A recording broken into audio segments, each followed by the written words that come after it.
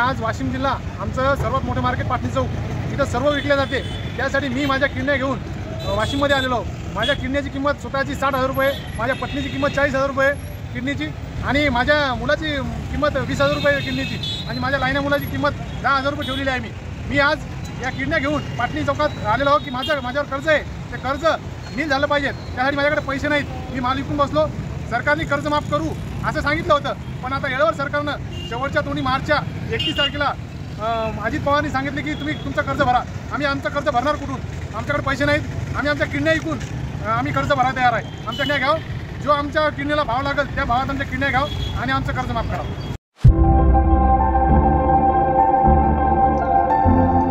कृषी प्रधान समजल्या जाणारा भारतात आणि त्यातही महाराष्ट्रामध्ये शेतकऱ्यावर स्वतःची किडनी विकायची वेळ येते यासारखं दुर्दैव नाही।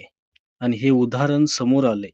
हे ऐकायला थोडंसं कठीण वाटत असलं तरी देखील महाराष्ट्रातील वाशिम जिल्ह्यातील आडोली येथील सतीश इडोळे या एका शेतकऱ्यावरती कर्ज भरण्यासाठी स्वतःची आणि सोबतच कुटुंबाची किडनी देखील विकण्याची वेळ आलेली आहे। ही जाहिरात बघितल्यानंतर याची अधिक माहिती घेण्यासाठी या सतीश इडोळे या शेतकऱ्याशी थेट संपर्क साधल्यावर हे भयान वास्तव समोर आलंय। शेतीची सेवा करणाऱ्या एखाद्या शेतकऱ्याला जर स्वतःची आणि सोबतच कुटुंबाची किडनी विकायची वेळ येत असेल तर यासारखं महाराष्ट्राचं दुर्दैव नाही हे या राजकारण्यांनी लक्षात घ्यायला हवंय।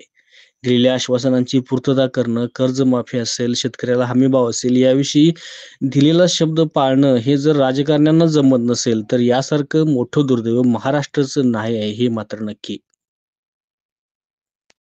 अशाच नवीन अपडेट्स आणि आपल्या भागातील बातम्यांसाठी या चॅनलला लाईक करा, शेअर करा आणि सबस्क्राइब करा।